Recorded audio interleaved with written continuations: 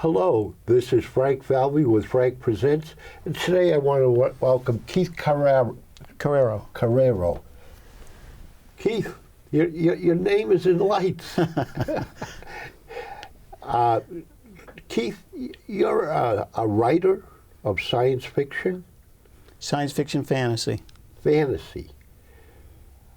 But you weren't always that. So starting back, you were a guitar player?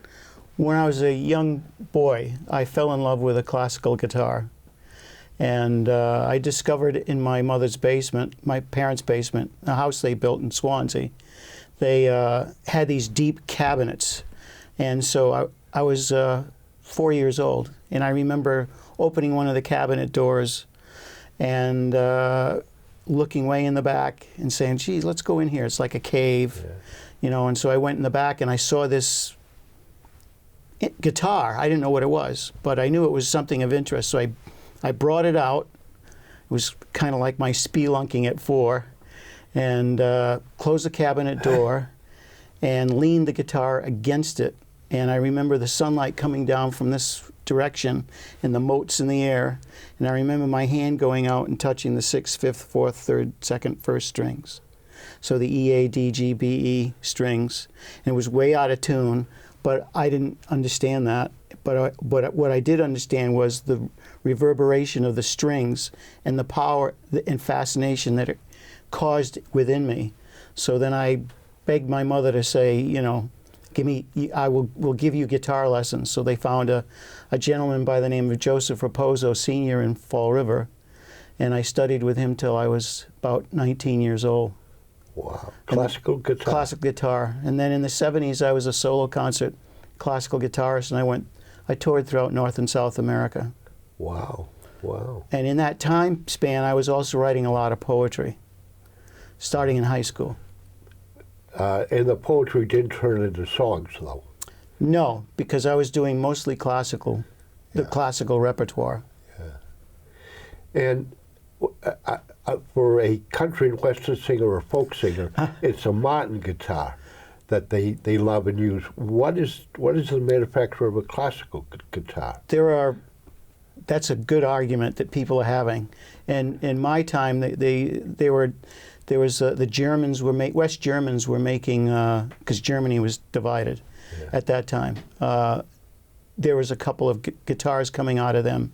Hauser, for example, it was considered a brilliant and pure instrument.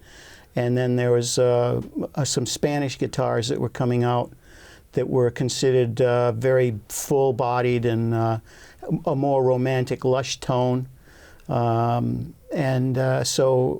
I had a clunker. My father was a salesman, and he went out and at first I used my mother's folk guitar, and that didn't work because it's steel strings. And on a 4-year-old's hands, that was pretty rough. Yeah. So my dad got a Goya guitar, which was okay. Actually junky, but it was okay. It was far better than what I had. And so I learned on that. And it wasn't until I was taking a master class, a world-class master class in Ithaca, New York, at Ithaca College in '73, the summer, that I met one of the world's greatest classical guitar teachers, Miguel Alblanes, and it was a 2-week intense workshop, and at the end he gave me his guitar. Wow. So this thing is just beautiful, beautiful instrument. So that allowed me, he basically said, you don't need a teacher anymore, per se, a human being, but this guitar is going to become your teacher because you have to be honest. You can't fool it, because it will pick up your tomfoolery. And so it was a real miracle for me to have something like that, because what I heard and felt really came through on this instrument. And it was at that point that I started my professional career as a musician. Yeah. Flamenco guitar and flamenco dancing would not be considered classical guitar, would it? No, but it would be the Spanish classical guitar, though, which borrows very heavily from flamenco. And there's different kinds of flamenco that originated from different cities, different areas, different municipalities in Spain. And it was really influenced by the Moors who invaded Europe, Southern Europe at the time. Yeah. Paraguay. Paraguay has an interesting combination of a guitar, and I think it was a hammer dulcimer that I came across. Do you have any? Yeah, I used to play with musicians that would have that sound, and it was a joy to be able to have that added to it. There'd be a violin, sometimes a cello. Yes, and yes. Cello, I think is yeah. Yeah, and then I met some people in the '70s that they electrified it, and really? Yeah, that was that was amazing. Yeah. Yeah. So, from guitar, you obviously went to college somewhere? Went to the University of Maine at Orono. You know, there's a Falvey Street up there. Really? In Bangor, there's a Falvey Street, and in Orono, there is a one-way street from where there's a restaurant and a bar. Pat's Pizza? Yeah, maybe. And the street is one way. Yeah, yeah. I used to hang around there a lot. Well, unfortunately, I was up there on business, and I was going down the one-way street. Oh, no. And there was a blue light behind me flashing. Stephen King lives in Bangor. Right. And he was a classmate and friend of mine. He was a classmate of yours? Yeah. He was in the class of 1970. I met him in 1976. We were in the same quad area, and he was, at that time, very poor. Yeah. He fell in love with the game Hearts, which he sometimes writes about, especially in Hearts in Atlantis. And it's really, he uses an avatar, I think, by the name of Peter Riley or Frank Riley, and it's basically Steve in his freshman year at the University of Maine, Orono. But Steve also was on work study. He was in the food area. He'd be cleaning tables and taking orders, and that's how I first met Stephen King. And then I met him another time when he was in the student campus newspaper office. He'd always be behind a restricted area, enclosed area, and he'd be typing on like an Olivetti typewriter. And he was like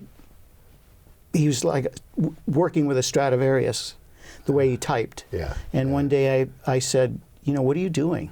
What are you writing? And I knew it was King, but I didn't know, I knew he also wrote, this was about 1969. He also wrote a column in the newspaper called King's Garbage Truck, which was sort of like a humor column. He had a bunch of paper already typed, so he never said anything. He got his hands on the manuscript, and he kind of padded it a little bit to make it uniform, and he upended it 8.5 by 11 brown sheets. We used to call it arithmetic paper. It's all modeled, and with the paper you could see the pulp in there, and he handed it to me. So I'm standing up on the other side of the counter, and I start reading this thing, and I'm going, what? What is this? And I'm realizing that I'm looking at a genius because of his capacity for diction, his capacity for creating unbelievable scenes. It was about youth, about automobiles. He seemed to know about engines, car repair. His sense of humor was off the wall, and yet at the same time you're hearing echoes of older writers that wrote like Edgar Allan Poe, Lovecraft. That's all coming through, but it's with at that point it was a real modern touch. It was like it really zinged at me, and I was laughing at the humor. And when I finished it, he stopped typing a little. He paused, and he never asked me what I thought. And I basically said, "This is amazing. How do you do this?" So he said, I remember him saying, I try to write every day, and the minimum I write is 2,000 words. So this is like 50 some odd years ago. Yeah. So bring it up to 2014, and I'm trying to write. I've been wanting to write something like this for years. And I would start and stop. I could never complete it. So I went on Steve's webpage, And sure enough, he had that advice again, saying, I try to write a minimum of 2,000 words per day. And then I remembered him also saying back in the 60s, you know, Keith, if I write 2,000 words a day in 10 days, how many words is that? 20,000. In 100 days, how many words is that? He said, don't worry about the editing. Don't worry about whatever it is. You've got to get the story out. You got to put the bucket in the well, put the water in the bucket, and bring the bucket up so you can drink from it.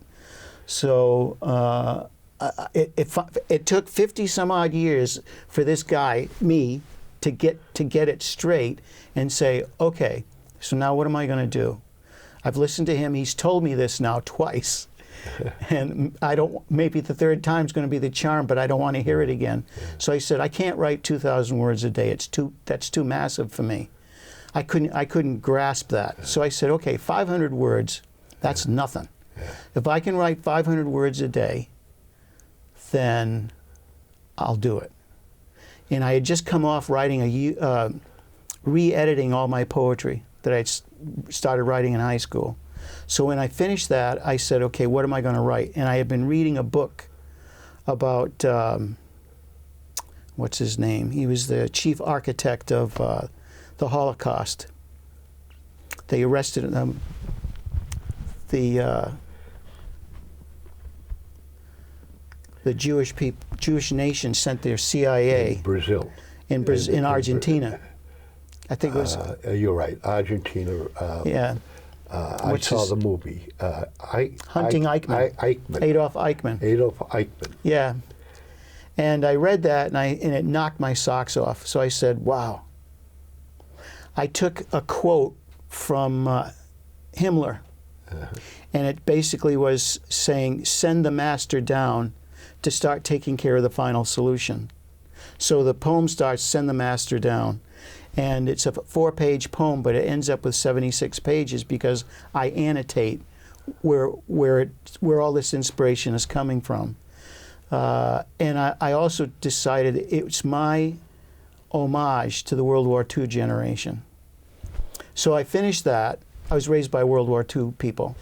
And I finished that and I said, okay, smart boy, you're feeling pretty good. Do you think you can tackle a story in prose, an epic story? So I said, sure. And that's when I came up 500 words a day. And I said, okay, so what's your story? So I said, what would happen if I brought Ben Franklin, James Madison, James Monroe, Washington, Thomas Jefferson, and I brought them to Beijing or Paris or London or New York City? And what would those men feel? Abigail Adams, John Adams. What would those people feel? What would they see? And they would basically think they saw magic because they lived during the time of horses and fire. That was their lives. Their technology was very simple. Their lives, in regard to our lives, were very hard scrapple, very, very simple. So I would be feeling a lot of hubris, big deal.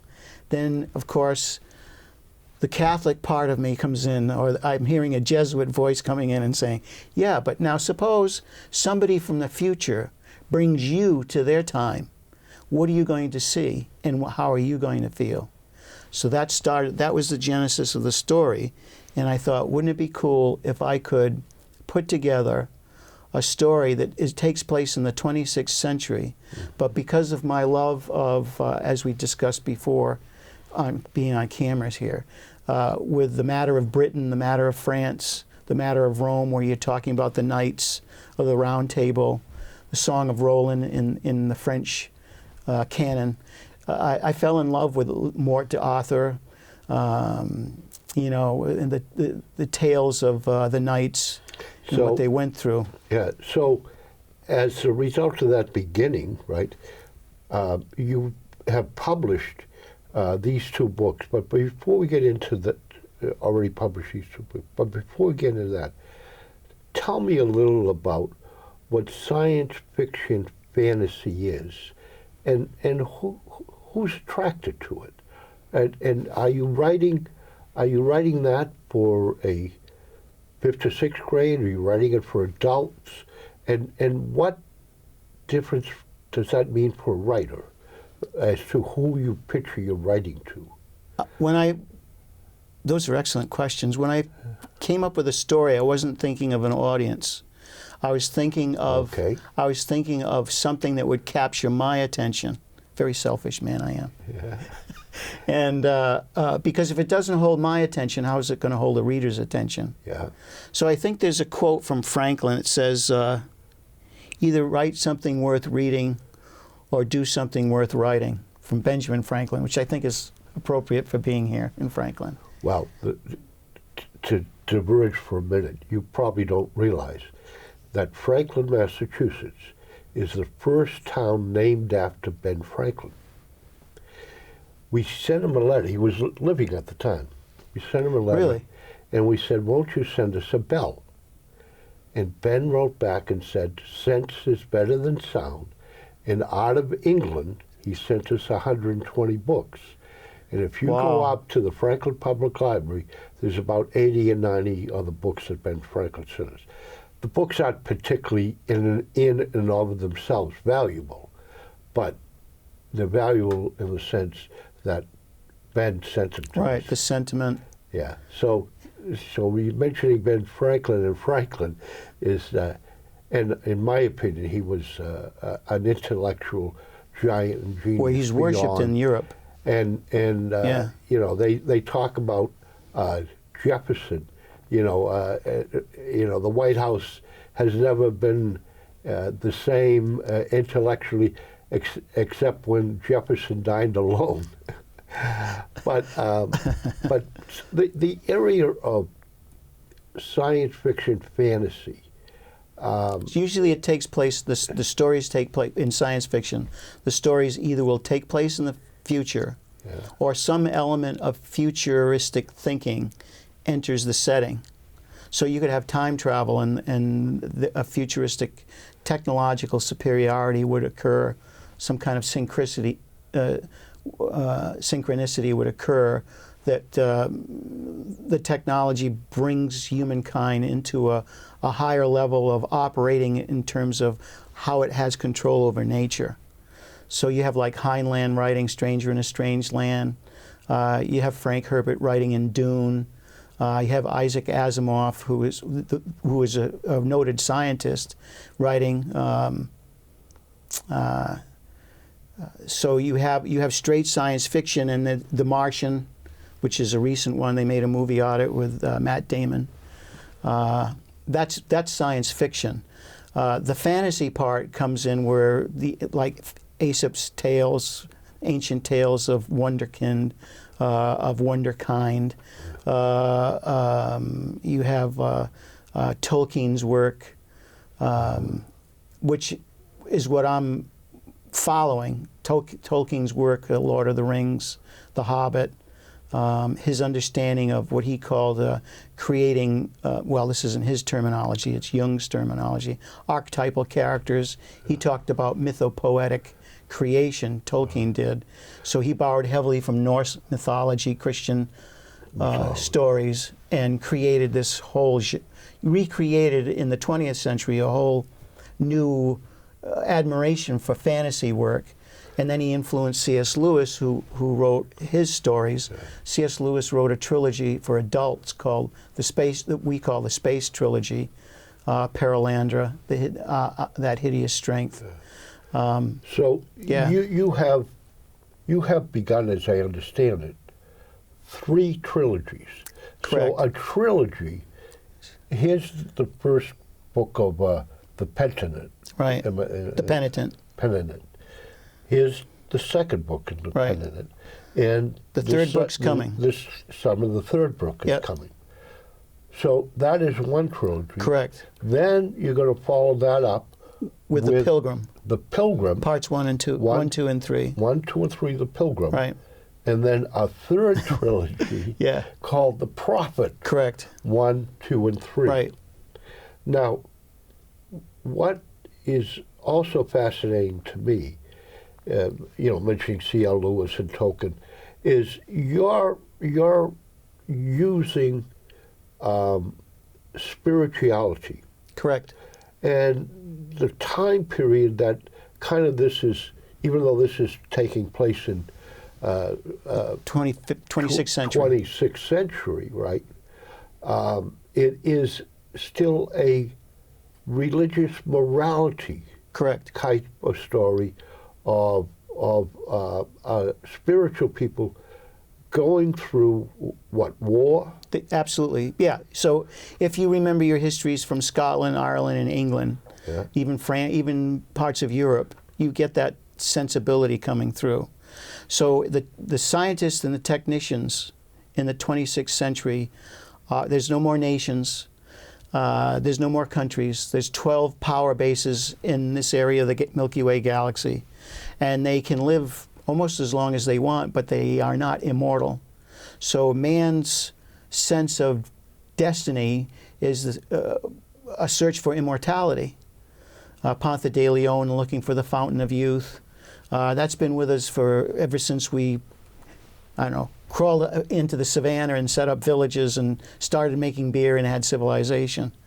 So that what they're hoping to do is that they can create a genetic algorithm that can alter our genome so that immortality can be attained. But they start having a war over this. And to be able to do that, they thought, because they failed, everything they've tried scientifically, technically, they failed in attaining this desire. Let me stop for a minute. Let's talk about immortality. Are you referring to immortality in a physical sense or in a dimension and spiritual sense that necessarily might not be physical? Correct. Physical, psychological, spiritual. It's not for them. It's not good enough just to live forever physically. They're not happy with that. So they're searching for an immortality in another type of spiritual sense. Correct. Now they are living a long life, though, right? Correct. Yeah, because the sciences that they've developed is just unbelievable. Right. Yeah, so they create what we would call a simulacrum or a hyperreality experiment. Now, and so the characters that are in this experiment are not aware that they're in this experiment, hyperreal experiment. Think of something like The Matrix, somewhat similar. The Hunger Games, a little bit similar, where they go into they go into a world that is created for them to fight one another. But this isn't just a small area. This is a whole world in and of itself, geographically speaking, for them. So they have their own history, or they believe they do. They have their own struggles, just like people did in England in the, say, 5th to 8th or 11th centuries. So the understanding is, or the hypothesis is, that if you put people into spiritual crisis, in other words, a demon chasing them, this is like Tolkien and Lewis, and now you add Stephen King to it. Yeah. So I combine the two. So if you're looking for an audience, maybe it's the audiences that follow Tolkien, follow Lewis, follow King. Maybe that would be the audience, or a mature teenage reader. So the feeling of these technologists is that if people can successfully survive and thrive in the middle of this kind of spiritual crisis, then they may have something genetically that nobody else has, or they've activated it, and that's what they're after, and that's what this is about. The Desert Fathers and Mothers, going back to Egypt, kind of transformed into Island was very much Mustat. I'm going to ruin it. Island was very much a monastery type of community, a monastic is the word I'm looking for, type of community. Okay, are these individuals coming out of a monastic tradition or coming out of an individual spiritual existence that's being challenged individually? I would say in the first book, the first book you have a character by the name of Paul Warren, who's the protagonist, and another gentleman by the name of Savage. And they're coming from that singular perspective. But they also have a spiritual tradition that's within them. Paul's father is a former commander of the Northern armies, but he got fed up with it and retired, so to speak, and he went to a small village where he's a blacksmith, and he makes farming equipment. But he also, to keep his hand in it, he makes weapons, he makes uniforms, and he has somebody come to him that is almost like off-world because he has a metal that doesn't come from this world. And so his name's David Warren. David Warren bargains with him and says, okay, I will create your weaponry for free if you give me some of this metal. So with the metal, he creates this sword for his son and a brace of knives. So out of that comes a hardened young man that goes into becomes a soldier. So you hear his story along with John Savage. The second book is all related to a young woman and her life. And her life is a hermit by the name of Matthew Greatworth discovers her in a ditch as he's wandering along the road. And as he's wandering along this road, he's having an internal spiritual debate on what is a miracle. And so he's completely absent-minded. He falls in a ditch, and he hits, unknowingly, he hits a baby that's all swaddled and bundled up. But the baby doesn't respond until he gets out of the ditch, and he hears her cooing and babbling. So he goes back in the ditch and brings her out, and then all of a sudden he looks at the road, and there's pillage and rapine all around. Her parents have been killed. The caravan that she's been with, all those people have been killed. All the treasury that they've had has been taken. All that's remaining is some clothes and a diary, which Matthew takes, and then he takes the little baby, and he brings her to his hermitage called the Refuge. So you can see that it starts very much like it would if you're reading something about King Arthur in one of the Knights. But also the hermitage, there are Jewish stories about the hermitage. There are Christian stories about hermitages. So I'm gathering that you're not only bringing in past religious events into your writing, but today most younger people don't have the spiritual knowledge of what is in Scripture, the Hebrew Bible, the Christian Bible, even the Quran, or even in the writings about Buddha. There is a lack of reference. So how do you try to explain or bring the reader into that area of knowledge? Good question. So you see Evangel grow up. And then she reaches a point when she's 17 where there's a priory or a monastery for women 8 hours away, a day's travel away from them. And then beyond that is the men's abbey. So the two women that Matthew brings in have helped raise Evangel. So what happens here is that Evangel goes to meet two of the women when she's 17, and something disturbs her. She has intimations of spiritual communion with God. I don't know how else to say it. So she has this very special gift, but she's not quite. It's in a Genesis stage. So think of Joan of Arc as a young girl, and that's kind of what we have here. But let me ask here. Back in those days, one of the goals spiritually was for you to be united with God. Correct. Okay. So spiritually, what you were doing is devotions, or your life was to become, in essence, which never would happen, but try to become one with God, so you and God are on the same plane. Is this the same type of thing? Somewhat similar.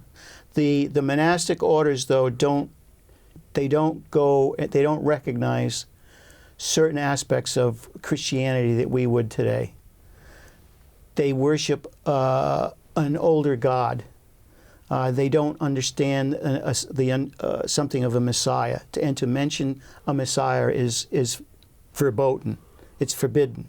But Evangel is connected to it, and so a tension starts developing. While she's away meeting these two women that are coming from the priory to be at the refuge, marauders come into the refuge, and they start torturing Matthew because Matthew's name is Great Worth. So what? Great Worth. Great Worth. Yeah. So there's a rumor out there that he obviously must have great worth. He must have a treasure. So Evangel comes in and watches them beginning to torture Matthew. They have him with a rope. They have a rope around his neck, and a commander of the marauders is there. His name's Gregor Mordaunt, and he decides that he's going to take his eyes out. So he takes both eyes out, and there are 3 little dogs there that are wolves, actually, that she finds. And the wolves turn into tornadoes, and then they turn into thunderstorms, and then 3 great kings come out of the thunderstorms, and they basically stop this torture. And they have a discussion with Evangel. And it's the discussion now is at a high level of epic prose. So that's an example of how I introduce that. And they basically each give her 3 gifts, and these are qualities of what you have mentioned as being close to God, and they gift her with that. And so these tough, rough ruffians all of a sudden convert to her and want to follow her. And that's how that whole thing starts. And then when she goes to the priory, she's taking this story with her to the priory, and Matthew knows this is going to cause her great harm. So she goes to the priory, and they discover that the women that they sent back are in jail. They're going to be burned to death for their heretical notions. And there's also a great feast is happening where the greatest bard of that realm is going to give a concert. And so may I read a piece from it? Sure, go ahead. Be my guest. So I got to put these on. One of my curses of old age is not to see up close. Let's see if I can find it.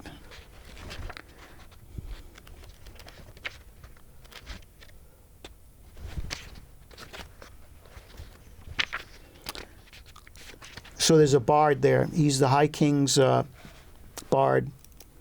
And this is in media res. This is in the middle of the story. Where a middle-aged man had stood, Evangel now witnessed a being who had begun to make a startling transformation. He was changing into a powerful entity of language and meaning. He was holding up a mirror of words that made her see a reflection of what was, what is, and what could be the best in all men and women. The bard stopped his poetic declamation. He stared at the guards, who soon became uncomfortable with his gaze upon them. The sergeant-at-arms dismissed his men. They turned away from Sir Trevelyan's table and walked away into the darkness, hovering on the fringes of the great room. To back up a little bit, Sir Trevelyan is the champion of the realm. He takes Evangel under his wing. Those still standing in a protective semicircle around Evangel relaxed their vigil and sought their seats. Sir Trevelyan remained on his feet until all had returned to their places in the hall. He and the bard remained the only 2 people standing up in the great hall. The knight saluted the poet and sat down. Sumrel nodded his head and bowed graciously toward him. Evangel, seeing the ease and grace with which he bowed to Sir Trevelyan, almost said aloud, "Why, it's the usher who sat us here at these tables, arrayed before him." The usher turned now into the performer, sat down at his harp. Before placing it before him, he said, "A sampling of 2 fevered conundrums." He set the harp against him and played a melody in a minor key. The harp sprang alive in his hands. It seemed to Evangel that it became a beast of prey, a hunted and wounded animal. It wept, laughed, wept again. It strained to tear itself away from the hands and grip of its player. If an instrument could free itself from its musician, this one almost seemed to find that liberty. Instead, it settled down and focused its attention on bringing an ancient power into the hall. The bard shifted the song.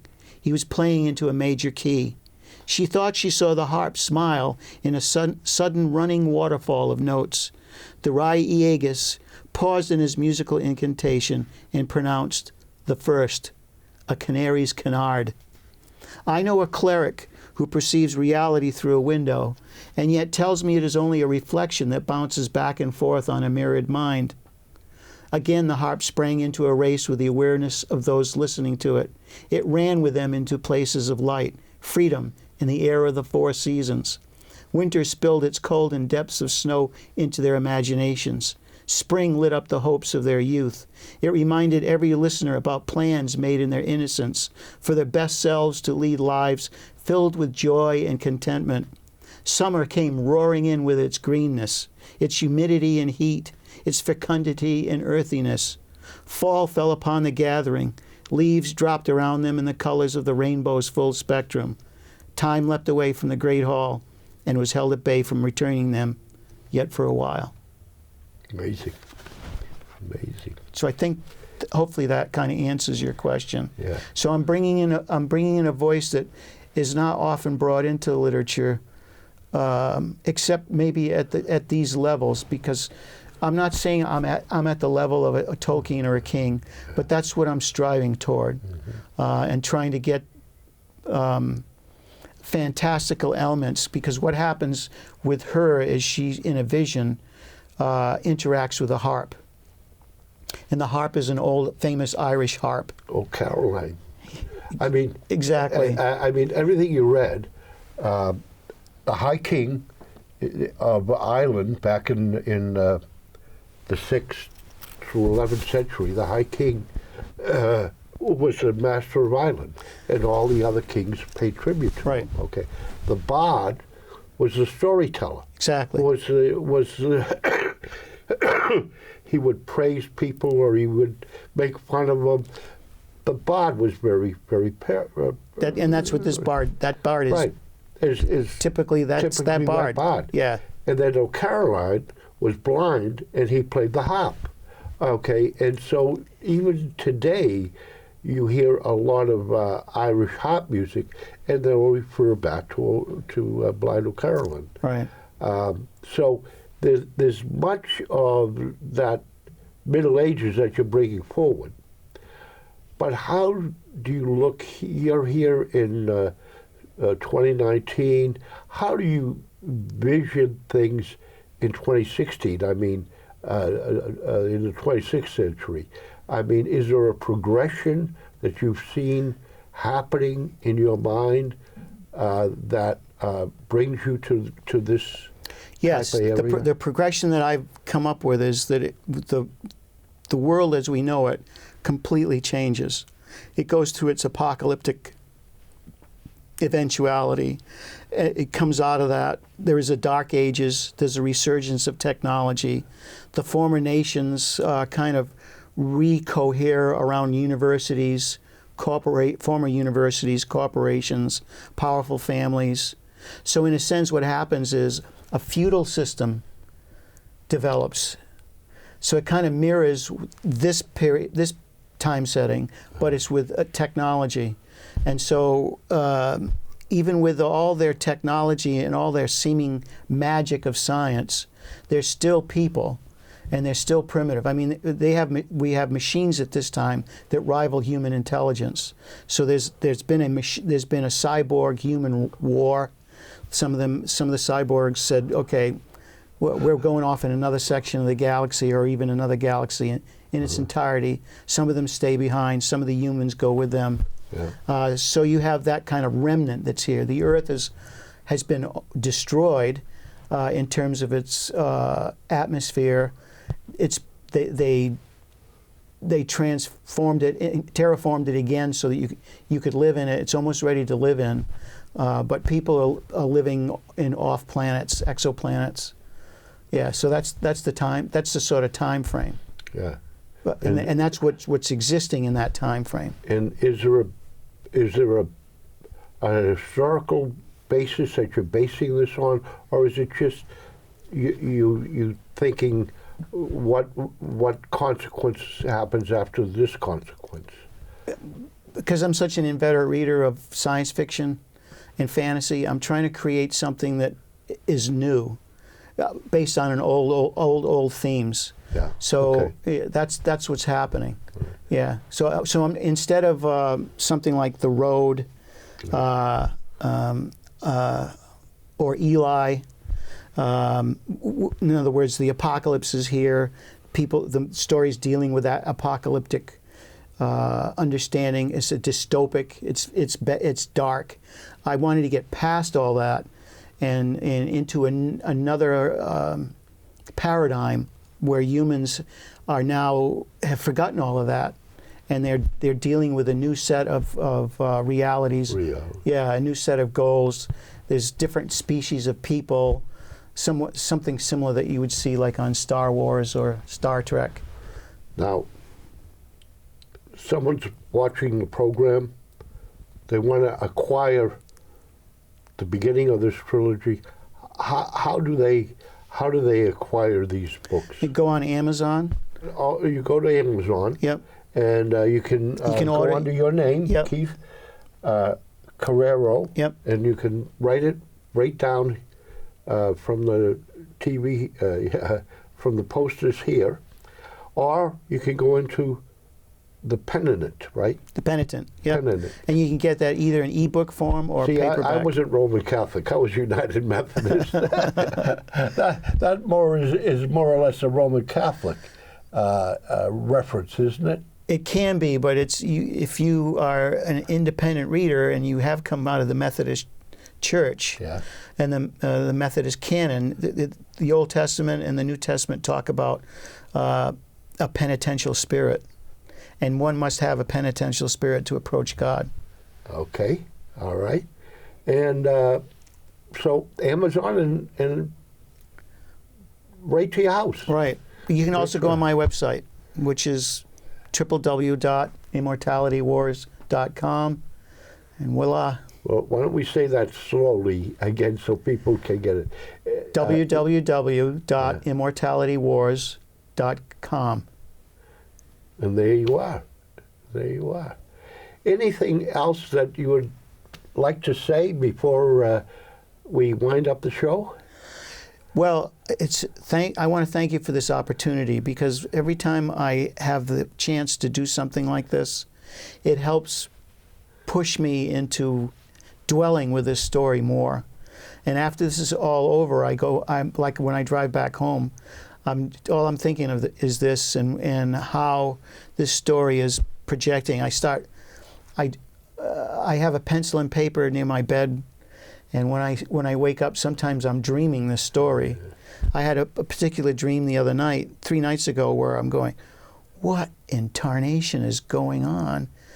So there was this. I was this character that was in a new world that they were trying to settle, and a castle was being built, and I turned into the hewer, Hewer, of the stone and the wood, and I heard voices singing, and there was like a laser beam, and I was going through all this stone and marble, and all this stuff was being created. You've been watching Outlander. No, I haven't. And the name of the place came to me. It was Hearthshorn. And so that's going to figure into the next trilogy. I agree with you. There are things interesting in throughout my life, right? That kind of is a little nurture.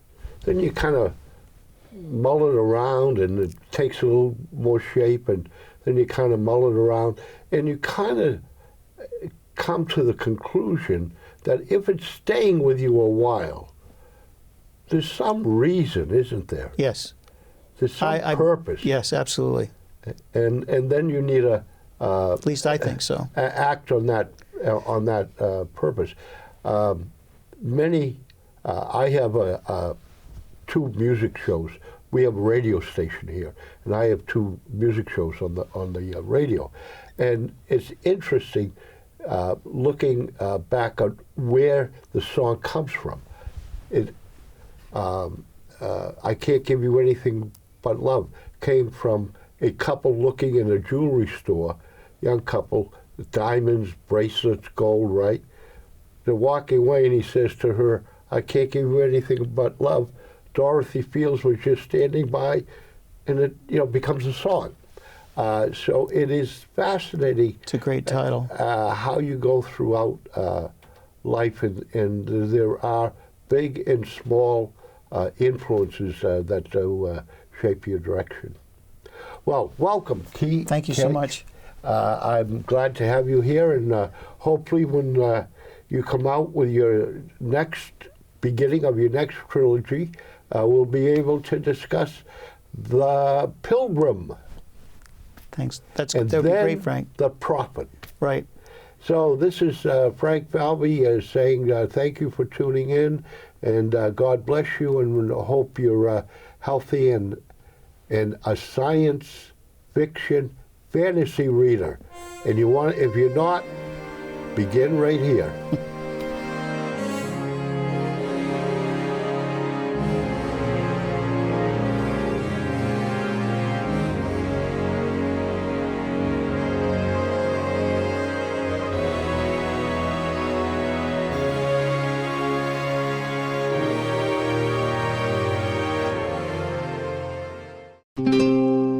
This program was made possible by your Franklin friends and neighbors, good folks just like you. Thanks for supporting Franklin TV. And thanks for watching.